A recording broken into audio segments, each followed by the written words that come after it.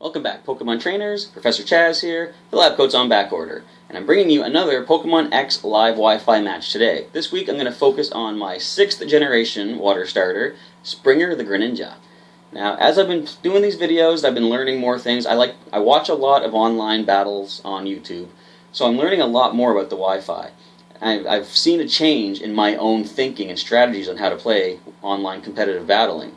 So something that I find I've learned about myself is I used to think along the lines of each Pokemon learning a moveset that protects them against their own weaknesses. But now I've got more of a team mindset in mind. Let's say if I send in Shelbert the Squirtle, he's got Ice Beam and Dig to cover his weaknesses. Chances are I'm probably not even going to want to keep him in if there's like a Venusaur. I'm going to want to pull him out and send in, let's say, for example, Talonflame or something like that. Someone that's going to double resist whatever grass attack will be coming towards Shelbert. So that being said, Shelbert really doesn't need Ice Beam. It's a useful move, of course, but I could actually teach him something different that might be a little more unexpected during the match, as long as Shelbert's in there. So I've seen a shift in my strategy as far as online gaming goes, and I'm also getting better at predicting what the opponent is going to do. I had a match once where I had my Leavanny Grub. He was in the active spot. Well, it was a double battle, so he was out there battling against the opponent's Milotic. And we got a good Leaf Blade off, which did a good, say, like 80% damage to the Milotic. Now, at this point, I knew they had a Virizion in reserve, and I thought, if I go for a Leaf Blade, I'll definitely knock the Milotic out, but Grub's other attack, Bug Bite, would also do the same thing. Now, if he actually is going to try to preserve that Milotic and swap in his Virizion instead, I should go for Bug Bite, because it's a guaranteed knockout for Milotic, and it's going to do at least neutral damage to the Virizion, whereas Leaf Blade would be resisted. So I chose Bug Bite. Sure enough, the opponent pulled out Milotic and brought in Virizion. One Bug Bite took him down, then disconnect. But anyway, the strategy was sound, and I thought it out, and it was actually really impressive and really encouraging that I was able to see possibilities like that.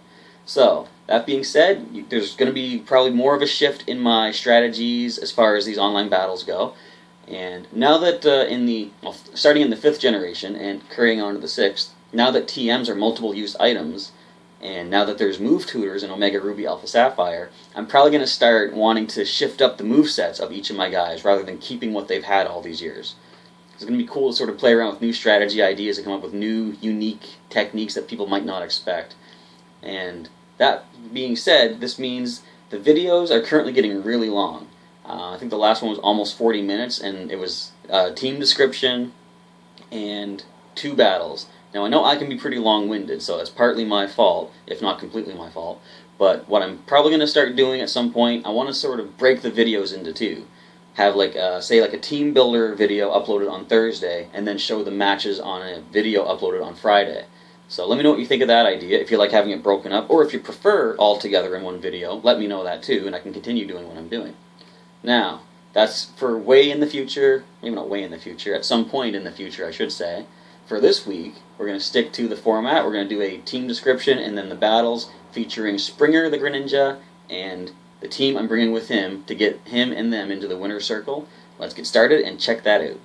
So taking a look at the team for this week, starting off with the headliner, Springer the Greninja. I've taught him Waterfall and Aerial Ace for good offensive power. He's also got Substitute to protect himself from attacks when the opponent is coming at him. And a lot of the times I don't have a Pokemon knowing Haze on my main team, and there's many times the opponent sets up things like a Dragon Dance or Fiery Dance, I believe. No, Quiver Dance I'm thinking of. Anyway, stat boosting moves. We really didn't have any way to deal with that. I thought, since Springer learns Haze naturally, he might be a good Pokemon to fill that need on my team. Now, since he is going to be using Substitute to lose some HP and put a cool little doll in place of himself, we do have him holding leftovers to heal back some of his HP. We'll see here his stat information. He's got the Lonely Nature, which boosts his attack stat, and that's why I decided to go with physical attacks for this particular Pokemon. And I maxed out his speed training to get him as fast as possible, put a lot of power into his attack, and finished off by adding in some EVs for his HP. Next in the list we have Squeak. This is the Raticate that I caught way back on Route 1 back in Kanto. Now, I didn't think he'd, I guess I shouldn't say I didn't think he'd go this far. Like, I never really expected to still be using a Route 1 Pokemon this far into, like, the future of the games. But he's actually done pretty well in previous battles. Being Eradicate, they're not really the most powerful Pokemon in history, so we try to get a little creative with his moveset. He's got the Focus Sash, which will allow him to survive any one hit from full HP, so he won't be able to be knocked out immediately. And he's using the counter attack, as you can see here. So, if the opponent hits him with a physical move, counter is going to strike back double the damage. The only way to avoid that is to be a ghost type. He's also got Facade, because his ability is Guts, so it's going to boost his attack stat if he's afflicted by a special condition. And Facade also gains a power boost from such a thing, so it's going to be super powerful if he manages to get poisoned or burned. I did at one point have him holding a Flame Orb, but I decided with the counter strategy, Focus Sash is a little bit more useful. He's also got Endeavor, so that if he does take a hit down to 1 HP with the Focus Sash, he can use Endeavor on the next turn, if he's quick enough, and bring the opponent down to 1 HP as well. And he does have Sucker Punch for some good priority if the opponent takes him to 1 HP thanks to the Focus Sash, and if they try to attack him next turn, we can possibly get off a Sucker Punch and knock out the opponent before they strike back. Here we see he has the Relaxed Nature, which boosts his defense stat. I didn't put any of the super training into that, however, because I kind of wanted... I feel bad saying it, but I kind of want him to take a big hit, because we want counter to strike back even more. And you see the ability Guts, and he's holding the Focus Sash. I put most of the super training into his HP, because he is going to be taking some pretty big hits if, the battle goes right. And I want him to have some HP... some good investment in HP, so that way if he takes a big hit and a lot of HP drains, like if he has more HP to drain than usual, it's going to do more damage with counter, because it doubles the amount of damage done. He also has some special defense investment and a little bit of attack too to make use of Facade and Sucker Punch. Next Pokemon is Cliff. Now, I imagine this particular Pokemon might not be everybody's favorite when I describe his strategy. He's holding the Flame Orb, so he's going to take a burn his first turn in battle immediately, but his ability is Magic Guard, which prevents him from receiving damage from anything other than direct attacks. So he is going to be burned, but he's not going to take any burn damage. He has the move called Trick. Now, he's going to be able to swap his Flame Orb with the opponent's item, giving the Flame Orb to the target and burning them as well. Now, he's also got Minimize and Metronome to evade some attacks, plus get some HP back with Moonlight. I've learned some things about Metronome recently, about certain moves that become fully accurate and double powerful when a Pokemon uses Minimize, so I'm going to keep an eye out for things such as that. And his only technical offensive move, if you can call it that, is Metronome. It's going to be a random decision of what he actually gets to do in battle, but that's why I wanted to focus on trying to get this Flame Orb Trick strategy going, so he's going to be able to at least get some burn damage on the opponent. His nature is Timid, which boosts his speed stat, although I didn't really super train him for that, unfortunately.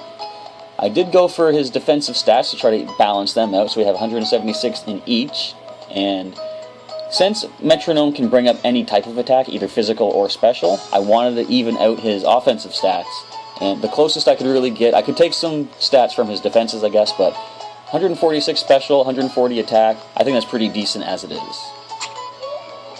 Next up is Sailor the Musharna, from back in the Unova region, the Dream Yard I think it was called.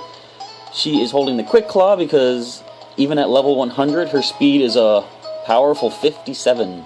So Quick Claw might come in handy to get her getting some first strikes in during the battle. I gave her the Signal Beam attack. I initially had Dream Eater on her because her strategy is more focused on putting the opponent to sleep. We have Yawn, which is fully accurate. At the end of the next turn the opponent will fall asleep. Nightmare is going to drain 25% of their HP away as long as they stay asleep. And I did have Dream Eater because while the opponent is asleep, you can drain some HP from them that way. But I realized with that moveset, she's not going to do very much at all to a Dark type.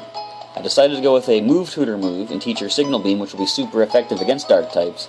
Besides, she also has Moonlight to heal back whatever HP Dream Eater might have given her, I suppose. Her nature is Relax, which boosts her defense stat. And the ability Synchronize is going to pass any special condition off to the opponent, so that might be a bit of a drawback in the whole putting them to sleep strategy, but we'll have to see how that goes. I wanted to even out her defenses at 260 apiece, and the rest of her training I put into the HP stat, just to give her a little bit more life there. And here we have Axel. We've already discussed this guy many times. I'm just going to give you a quick look at the moveset. We got Shadow Ball, Toxic, Venom Drench, Aromatherapy. Here you can see the max IVs, the nature ability, things like that. This guy is a special powerhouse right here. And Caliburn. I don't believe I've mentioned him yet in these team builder sections.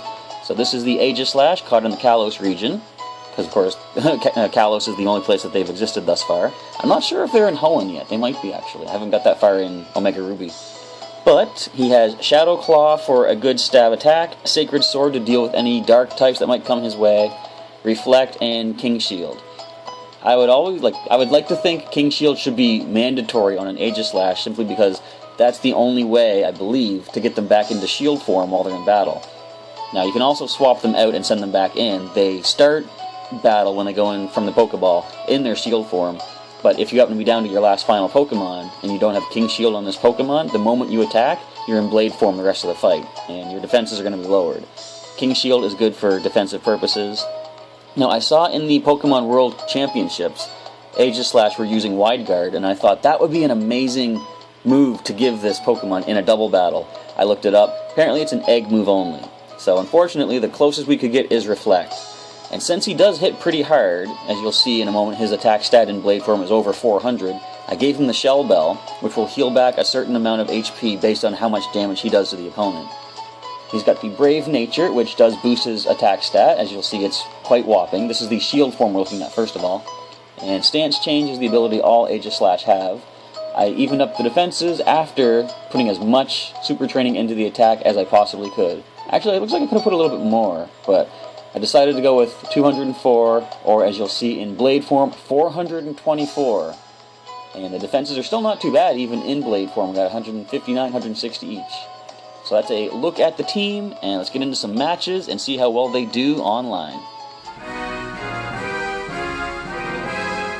And I have found an opponent from England in the United Kingdom, Rick.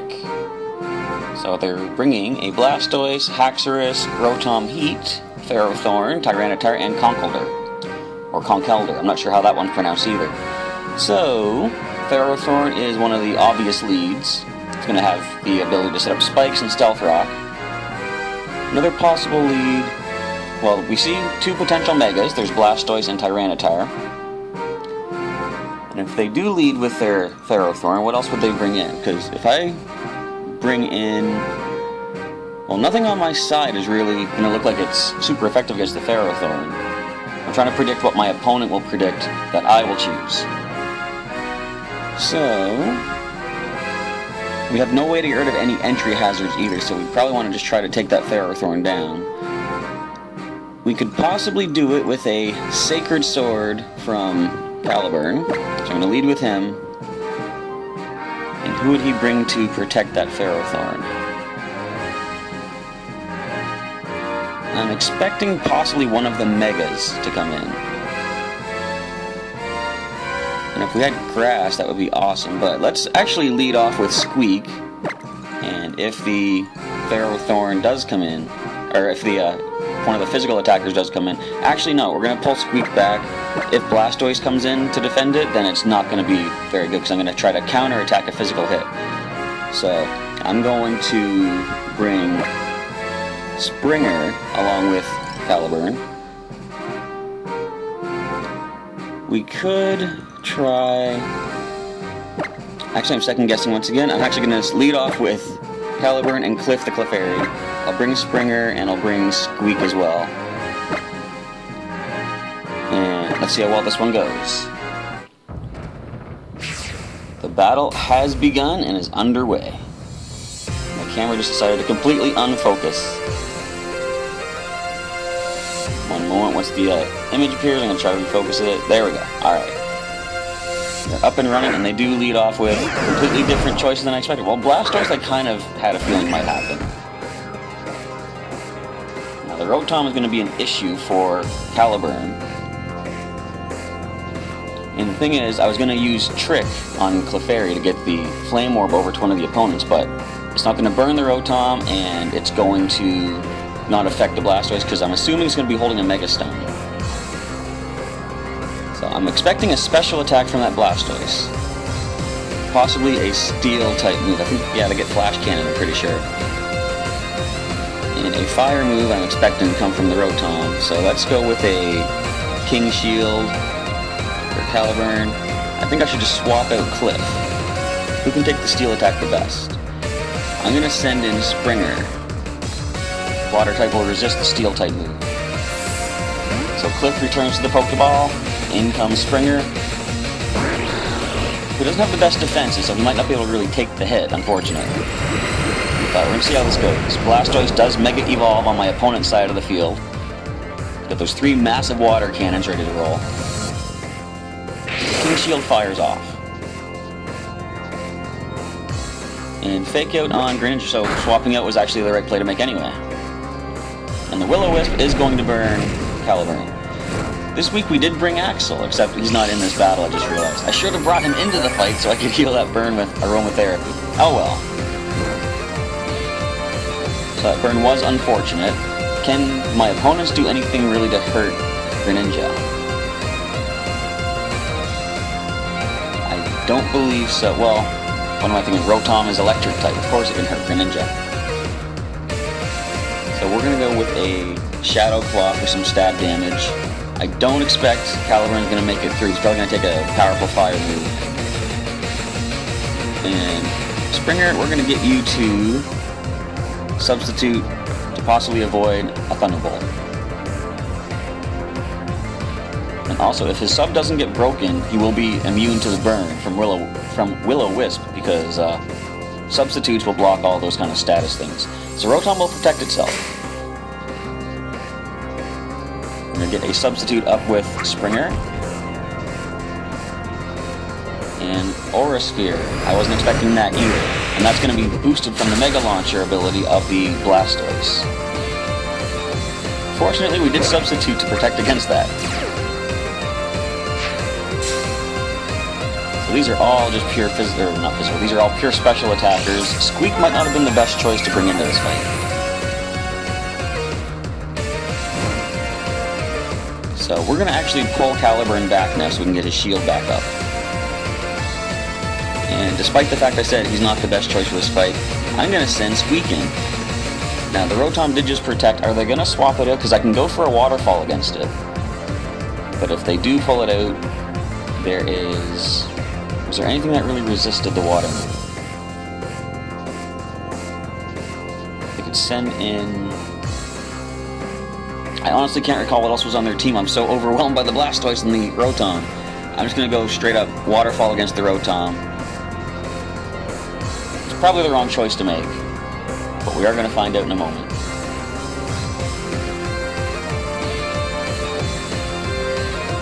Yeah, Rotom is going to withdraw. And Ferrothorn, of course we have a resistant to water type. Here we go.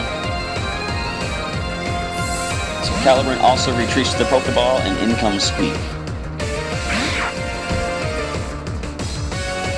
We're going to get some Iron Bar damage. And Ferrothorn, I think, is a common holder of the Rocky Helm as well. But we did get a critical, at least. That's not really going to help us that much, I don't think. Aura Sphere brings down Springer. I'm sure it's happening. There we go. I called that one before it happened, and it was a critical hit. Did it really need to be critical? I doubt that very much.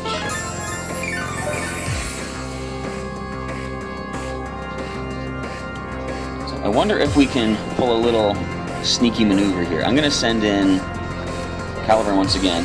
I'm going to try to expect for that Blastoise to go for an Aura Sphere against Squeak. And since we're not invested in speed, I'm hoping we're going to go last. We're going to try Endeavor, expecting the Aura Sphere. Try to bring Blastoise down to 1 HP. If this happens, I'm going to try a Shadow Claw against that as well. Risky play. Let's see if it pays off.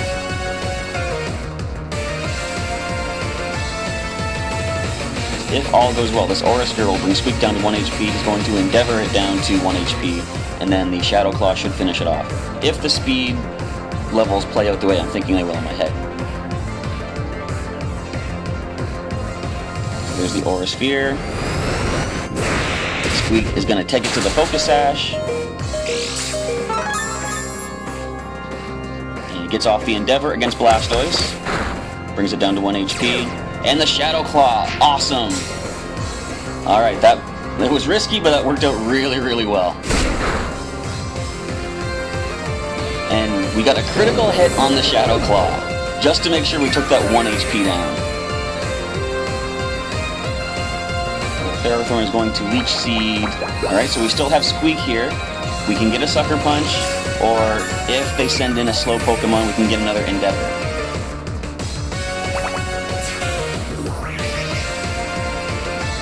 Just gonna see what they send in next. If it's something fast, we have to go for a Sucker Punch, there's no choice. And I do believe I'm gonna pull Caliburn out of there just to get that Leech Seed out of the way. I still have Cliff I can send in.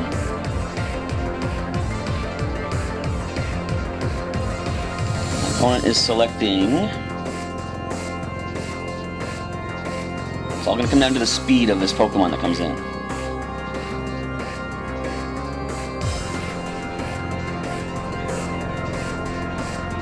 Tough choice. Of course, if it's a Ghost type, which I don't recall seeing on the team, if it is, then we're not going to be able to do that ability. I'm expecting Rotom will actually outspeed Squeak. I think best bet is Sucker Punch, because we know Squeak is going to go down. We're going to go Sucker Punch on the Rotom, expecting an attack, and we're going to swap Caliburn out and bring in Cliff, probably just to take a hit, but we're also going to get rid of the Leech Seed from that Ferrothorn. Caliburn returns to the Pokeball, out comes Cliff. Protect, good thing we didn't aim for a Ferrothorn. We can probably do a trick and put the Flame Orb on that Ferrothorn. And Squeak is down, unfortunately. But you did amazing, buddy. You helped bring that Mega Blastoise down. Alright, final Pokemon takes the field. Go Caliburn. So both my Pokemon are burned. We're going to go for a Shadow Claw on the Rotom, hoping for some stab damage. If we get the critical hit too, it's gonna, I believe, critical hits negate the defense or the attack drop from the burn. And let's use the trick on Ferrothorn. Take whatever it's got, we're gonna burn that. It's gonna be able to Leech Seed our side, which is gonna be unfortunate, but the burn should hopefully at least offset some of the HP it gains back from Leech Seed. The Fairy takes a Thunderbolt. Not too bad. Stance change, we're going into Blade form. Shadow Claw. Minimal damage, if any, so... I think this battle is pretty much decided at this point, unfortunately. So we're going to trick the items. Let's see what the Ferrothorn was actually holding. And leftovers, okay. Not terribly bad. So Aegislash does get the Leech Seed. They can probably expect I'm going to use King Shield this turn, so let's not do that. It might be a mistake because that Rotom can take us down with a Fire move. Actually, at this range, it can probably take us down with a Thunderbolt too, now that I think about it. So we're going to just go ahead and... That Ferrothorn might protect now that it's got a Leech Seed up, so I'm not going to aim for that. I'm going to try another Shadow Claw on the Rotom, and let's go crazy. Let's go Metronome attack. If Cliff takes the hit. Nope. So down goes Cliff, sadly, with a critical hit. There's criticals flying back and forth in this match. But we're going for a Shadow Claw. We do get the critical. It looks like the burn still does affect critical hits. Okay. That I wasn't sure of before, but I think that pretty much cinches it.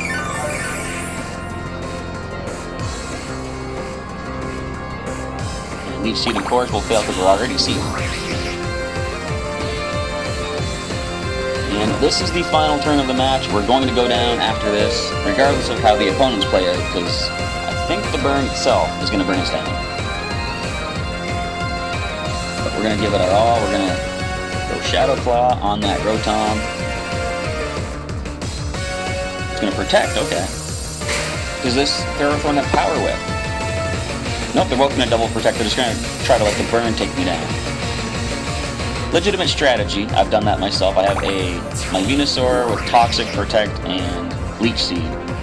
And Oh, I forgot the Leech Seed too. Leech Seed takes me down. If that didn't do the trick, Burn was going to finish me off anyway.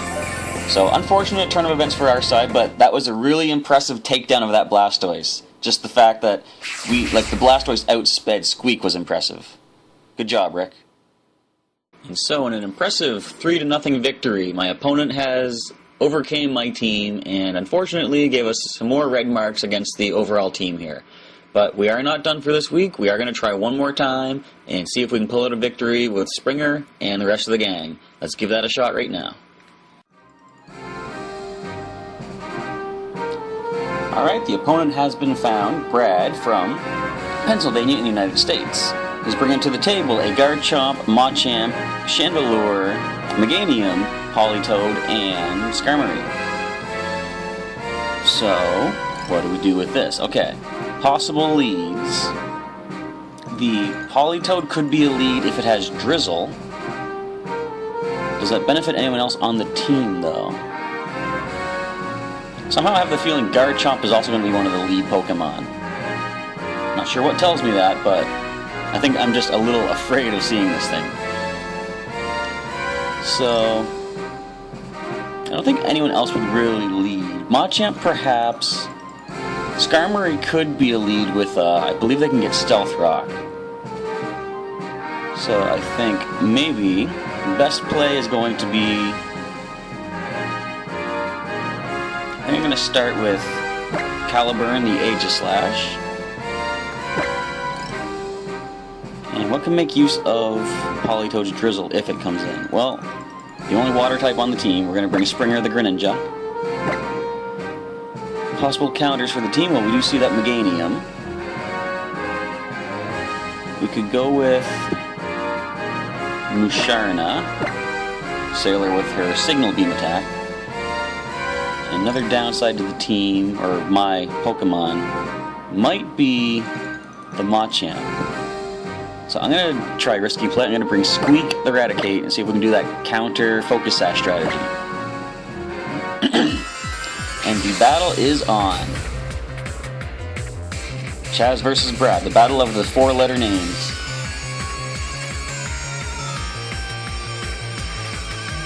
Brad issues the challenge. Start off with Caliburn and Springer, and he starts off with Chandelure and Politoed. Shiny Politoed. Does it have Drizzle? No, it doesn't. Okay. I was going to say, if it did, it would be interesting lead with Chandelure. So, what are they going to go for? With Aegislash on the field, Chandelure can easily go for a nice fire-type move. Or they might swap out, seeing that I do have a water type on the field.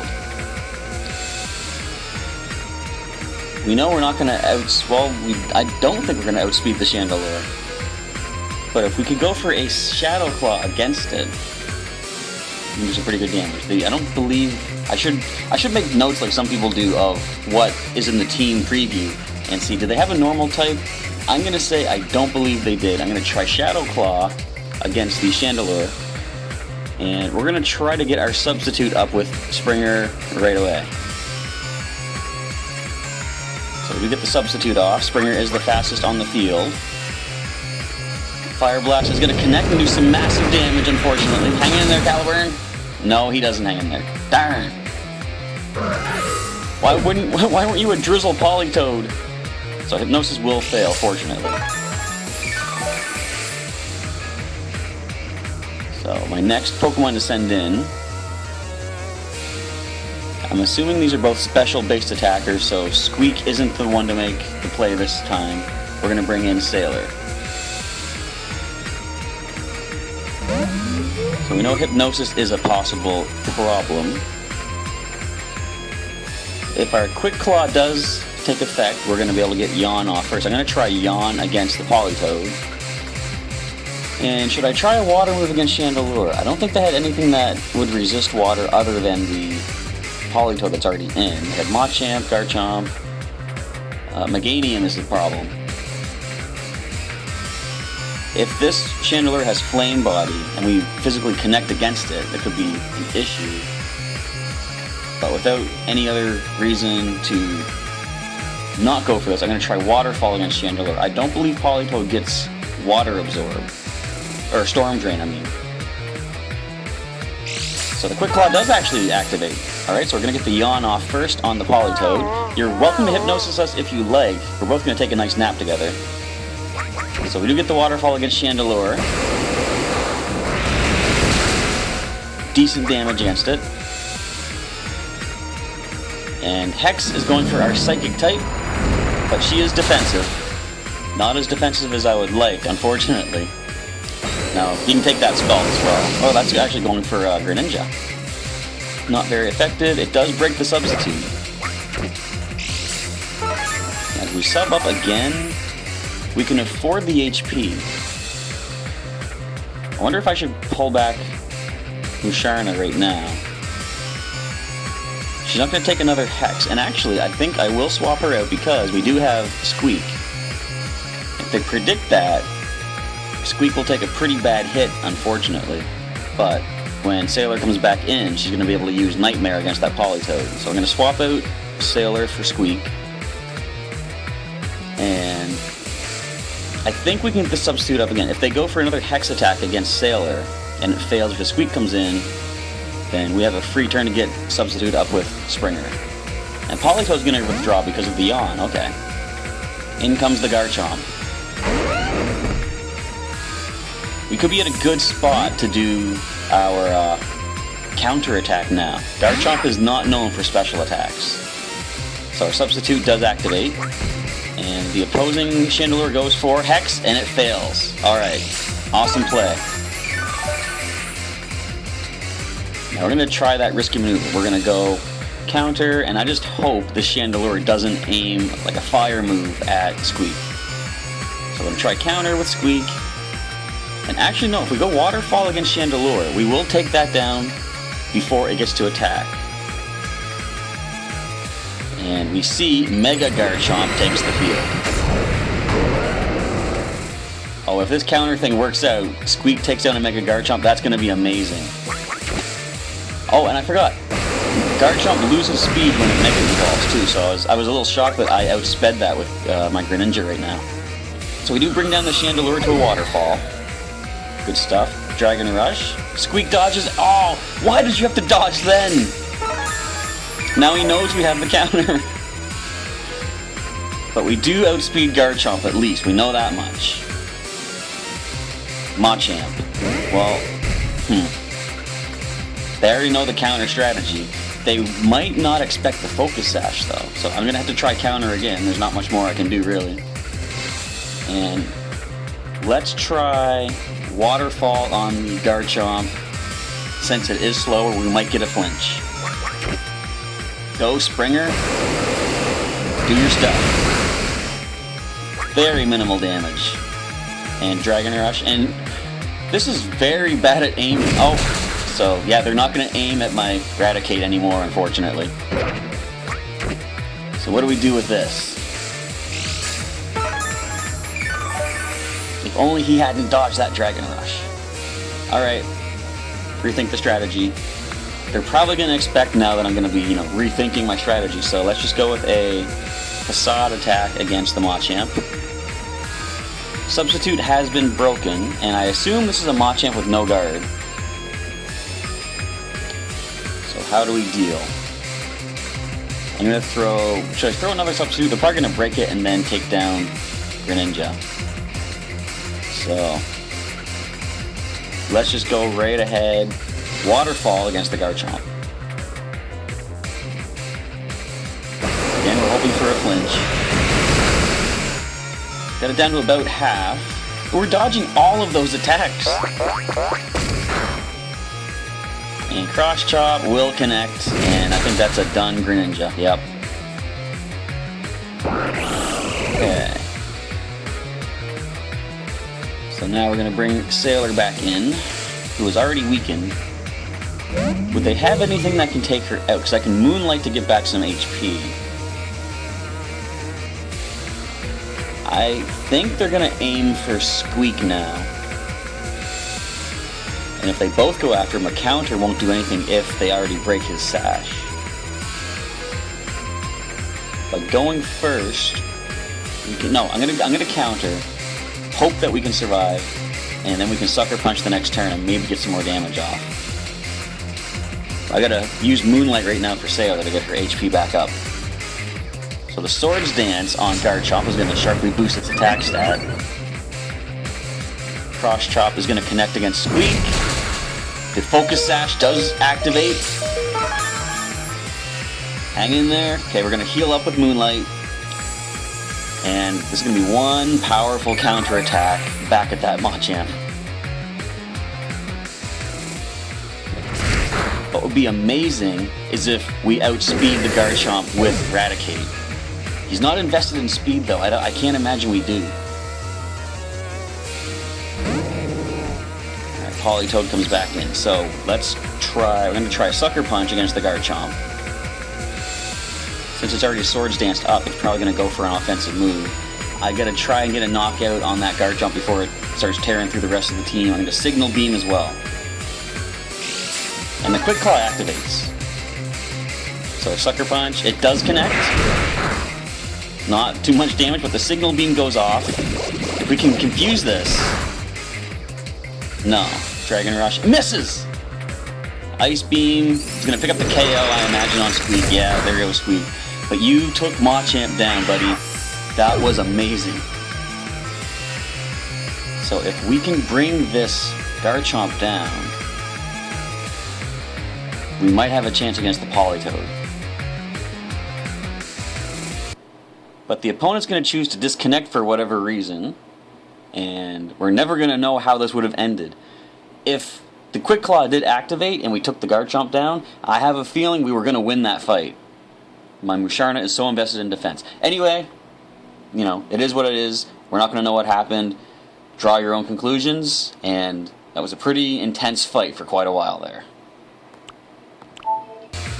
So that battle there, it's really hard to say how it was going to end up. I don't want to record that as exactly a loss or a win for any of the Pokemon involved, because there were so many ways it could have gone. That Garchomp did have the Swords Dance up, so it could have possibly one-shot my Musharna right then and there. But if the Quick Claw activated, we would have taken it with Signal Beam, and then there was Politoed. So I'm not going to record any, I'm not going to make like a red outline for any of those Pokemon who don't already have it. I'm going to leave the red outline though for those who did lose the first match, because if nothing else, it gives us incentive to bring these guys back into another battle. And I really liked seeing Squeak's strategy pay off in the Wi-Fi, getting that counter and Endeavor with the Focus Sash. I don't think a lot of people expect much from Eradicate, so he probably got some good surprises off on the opponent. So, with the end of that battle, that's actually going to round out my tradition that I've been doing the past several weeks of using my water starter Pokemon from the various generations.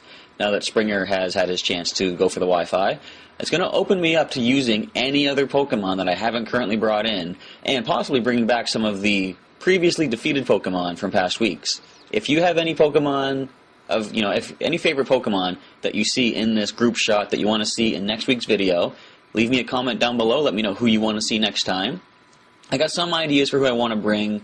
I want to sort of bring some weaker guys with some stronger ones. So make your votes down below. Let me know who you want to see. I'll try to include them in next week's team, and we'll see if we can get some more victories for some previously unused Pokemon, but also try to get some victories for some of our fallen comrades.